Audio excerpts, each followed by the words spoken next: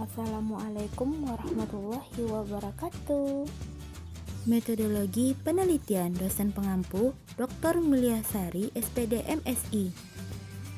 Saya Elsa Sri Fatma, NIM 1814070021 dari jurusan Pendidikan Guru Madrasah Ibtidaiyah akan membahas tentang referensi.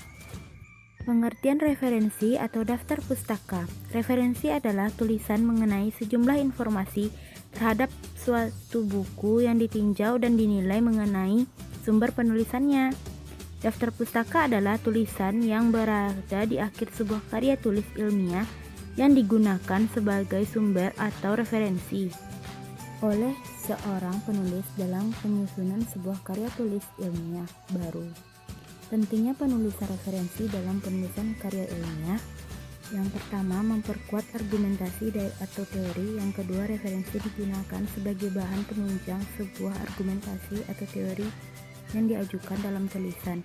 Yang ketiga, menghindari plagiarisme. Yang keempat, penggunaan referensi bertujuan agar tidak menjadi suatu tindakan plagiat atas hasil karya orang lain.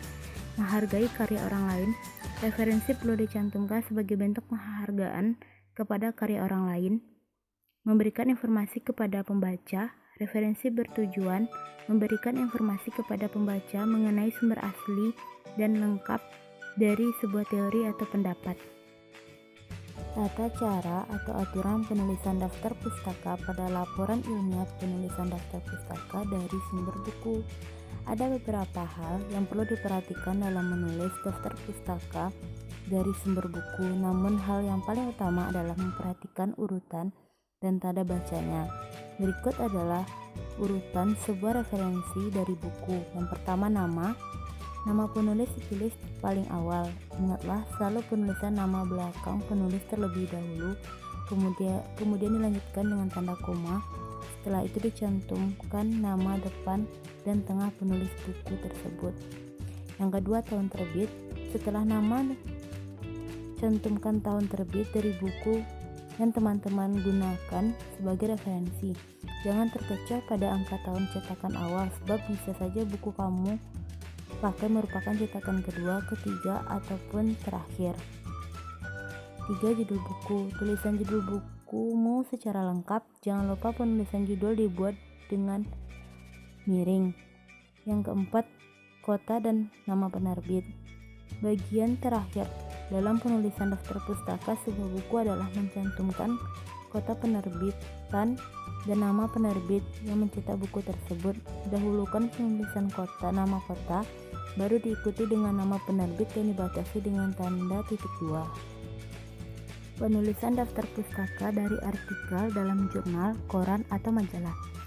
Tidak berbeda jauh dengan penulisan dari sumber buku. Teman-teman pun perlu mencantumkan nama penulis, tahun terbit, judul artikel, hingga kota dan nama penerbit. Hanya saja ada perbedaan penulisan untuk beberapa urutan tersebut, yakni sebagai berikut. Yang pertama, nama. Pastikan nama yang teman-teman tulis dalam daftar pustaka artikel tersebut adalah penulis artikelnya, bukan editor dari jurnal, koran, ataupun majalah yang menjadi sumber referensi. Yang kedua, judul. Didahulukan penulisan judul artikel yang menjadi sumber referensi. Penulisan tidak dengan format italik, melainkan tegak lurus dengan pemberian tanda kutip, pembukaan, dan penutup. Setelah itu lanjutkan dengan penulisan sumber jurnal ataupun majalah yang memuat artikel tersebut. Penulisan nama jurnal, majalah, atau koran baru dicetak miring. Ikutkan di halaman berapa artikel tersebut dimuat yang ditulis dalam tanda kurung. Penulisan daftar pustaka dari internet. Selain artikel cetak, tidak jarang seorang mengambil sumber tulisannya dari artikel-artikel di internet dalam jaringan daring atau online. Untuk penulisan daftar pustaka dari internet seperti ini, urutannya adalah sebagai berikut. Yang pertama, nama. Cara penulisan nama untuk artikel daring tidak berbeda dengan penulisan nama dari sumber buku maupun artikel cetak. Yang kedua, tahun penayangan. Tulisan tahun penayangan dari artikel tersebut. Yang ketiga, judul. Judul artikel daring tidak ditulis secara italik, melainkan hanya diapit tanda kutip. Yang keempat, URL. Jangan lupa menyalin alamat dari artikel tersebut agar dapat diakses jika ada yang ingin membuktikan kesahihannya. 5. Waktu pengambilan. Di bagian akhir, jangan lupa mencantumkan waktu pengambilan artikel daring itu secara lengkap, yakni tanggal dan jam saat kamu mengunduh atau menjadikannya sebagai referensi. Menuliskan kutipan versi body note, footnote, dan endnote dalam isi laporan dan hubungannya dengan cara penulisan daftar pustaka.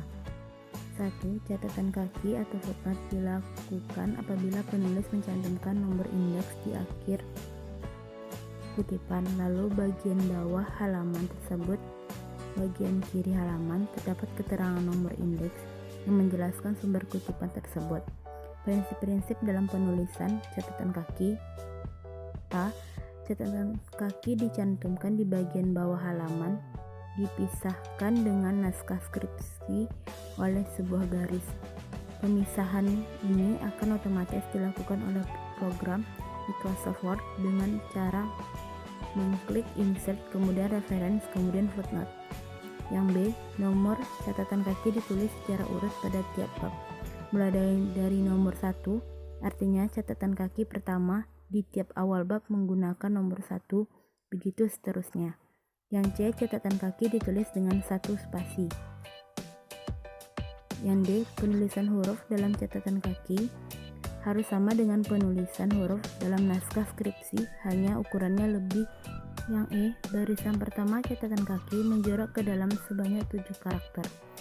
Yang F. Judul buku dalam catatan kaki ditulis miring. Yang G. Nama pengarang dalam catatan kaki ditulis lengkap dan tidak dibalik. Catatan tubuh body note dilakukan ketika penulis mencantumkan sumber kutipan langsung selesainya sebuah kutipan dengan menggunakan tanda kurung. Prinsip-prinsip dalam menuliskan catatan tubuh. Yang pertama, catatan tubuh menyatu dengan naskah, hanya ditandai dengan kurung buka dan kurung tutup. Yang kedua, catatan tubuh memuat nama belakang penulis, tahun terbit buku, dan halaman yang dikutip. Contoh, nama penulis Jalaluddin Rahmat, maka cukup tulis Rahmat. Terdapat 2 cara penulisan catatan tubuh. Nama penulis, tahun terbit, dan halaman berada dalam tanda kurung. Ditempatkan setelah selesainya sebuah kutipan. Jika kutipan ini merupakan akhir kalimat, maka tanda titik ditempatkan setelah kurung tutup catatan tubuh. Endnote atau catatan akhir dalam catatan referensi yang diletakkan di akhir suatu karya tulis ilmiah sebelum daftar pustaka. Dalam program komputer, cara pembuatan endnote sama dengan footnote, hanya letaknya saja yang harus berlaku untuk footnote. Juga berlaku untuk endnote, termasuk ketentuan untuk daftar pustaka. Hubungan dengan cara penulisan daftar pustaka. Daftar pustaka merupakan suatu hal yang sangat penting yang disertakan pada akhir sebuah karangan ilmiah. Kegunaan daftar pustaka ialah sebagai pelengkap dari sebuah catatan kaki. Dalam daftar pustaka lah pembaca dapat mengetahui keterangan-keterangan yang lengkap mengenai buku atau majalah yang menjadi sumber bacaan. Membuat panduan menggunakan tool reference pada Word. Membuat kutipan versi footnote secara otomatis dalam teks referensi. A. Langkah pertama dengan membuka dokumen yang akan Anda beri footnote pada file Microsoft Word. Selanjutnya letakkan kursor pada kalimat yang Anda inginkan untuk memunculkan footnote. B. Kemudian pilih menu reference. Tab ini terletak di bagian atas jendela, berjejer bersama dengan home, serta berada di atas layout and mailings. Tab ini memberikan Anda kemudahan untuk menyisipkan berbagai bentuk referensi, serta catatan kaki, daftar isi, catatan akhir, keterangan, kutipan, dan lainnya. C. Kali ini berlanjut, pilih insert footnote, maka secara otomatis footnote atau catatan kaki sudah terbentuk di dokumen Microsoft Word dengan angka 1 kecil yang muncul pada kalimat di mana Anda meletakkan kursor tadi. D. Istilah referensi footnote dengan informasi yang ingin Anda sampaikan. Langkah lain untuk mendapatkan hal tersebut, klik Ctrl+Alt+F pada keyboard. Anda akan membuat sebuah footnote. Cara membuat body note. Yang pertama, buka file atau makalah yang ingin dicantumkan body note. Yang kedua, kemudian arahkan kursor pada bagian akhir paragraf yang akan diberi body note sebelum tanda titik. Yang ketiga, lalu klik Insert Caption pada tab Reference dan klik Add New Search. Akan muncul seperti 4. Kemudian pilih Edit dan isi sesuai data yang ingin kalian buat. Kemudian klik Add lalu OK. Kelima, kemudian kalian harus mengisi title, year, city, and publisher. Lalu klik OK dan kemudian muncullah hasil. Dan ulangi langkah 2 dan 5 jika ingin menambahkan sumber lain pada paragraf lain. EndNote. Untuk dapat membuat sumber kutipan atau citasi pada Microsoft Word, langkah-langkahnya adalah sebagai berikut. Buka EndNote lalu klik File, New untuk membuat perpustakaan baru yang berisi sumber kutipan. Berikan nama pada library tersebut lalu klik Save. Tambahkan sumber kutipan baru dengan tanda-tanda. Pilihlah tipe referensi pada bagian Reference Type. Bagian ini perlu diperhatikan karena tiap-tiap tipe referensi, informasi yang dibutuhkan berbeda-beda dan dapat referensi yang berbeda. Isikan informasi tentang sumber kutipan pada tiap-tiap baris. Jika sudah, klik tanda X pada pojok atas. Pilih sumber kutipan yang akan kita sebut sebagai referensi dengan mengklik sumber kutipan tersebut. Pada Microsoft Word, pilih tab EndNote. Langkah di atas akan menghasilkan citasi yang terletak di tengah-tengah tulisan dengan bibliografi atau daftar pustaka pada bagian akhir tulisan. Penulisan referensi otomatis dari Google Cendekia atau Google Scholar. Google Cendekia adalah layanan yang memungkinkan pengguna untuk melakukan pencarian materi-materi pelajaran berupa teks dalam berbagai format publikasi. Langkah-langkahnya menulis daftar pustaka dari Google Scholar. Yang pertama, buka halaman website Google Scholar. Pada kotak pencarian, masukkanlah judul artikel yang akan dikutip sebagai rujukan. Pada hasil pencarian dengan item atau judul, klik Cheat sehingga muncul beberapa style pengutipan. Pilih atau blok item pengutipan pada bagian Font Server, kemudian klik kanan dan pilih copy. Selanjutnya yaitu buka halaman naskah yang akan ditulis. Pada bagian daftar pustaka, tempel atau paste rujukan yang sudah dikopi sebelumnya. Modifikasi sesuai dengan panduan penulisan yang ada. Penulisan referensi otomatis dari aplikasi Mendeley. Mendeley adalah sebuah perangkat lunak atau software untuk melakukan pengolahan atau manajemen referensi. Dengan menggunakan aplikasi ini membantu para peneliti, pelajar, akademis, dan lain-lain untuk melakukan situasi dan mengolah referensi dengan mudah dengan hanya sekali klik. Dengan menggunakan aplikasi Mendeley, daftar referensi yang jumlahnya banyak tersebut dapat diatur dengan mudah. Berikut langkah-langkahnya. Yang pertama yaitu install aplikasi. Aplikasi ini dapat diunduh dengan menuju ke halaman. Setelah proses pengunduhan selesai, jalankan program install dari aplikasi tersebut. Setelah proses instalasi selesai, klik tombol finish dan jalankan program Mendeley. Pembuatan akun Mendeley. Yang pertama, untuk memulai penggunaannya, Anda dapat diminta untuk membuat akun terlebih dahulu. Proses pembuatan akun dapat dituju dengan mengklik tombol register pada aplikasi. Yang kedua, Anda akan menggunakan website Mendeley untuk proses registrasi. Masukkan informasi yang dibutuhkan untuk proses ini. Jika proses registrasi sudah selesai, Anda akan dibawa menuju ke halaman yang sudah terlogin. Selamat, Anda telah berhasil membuat akun.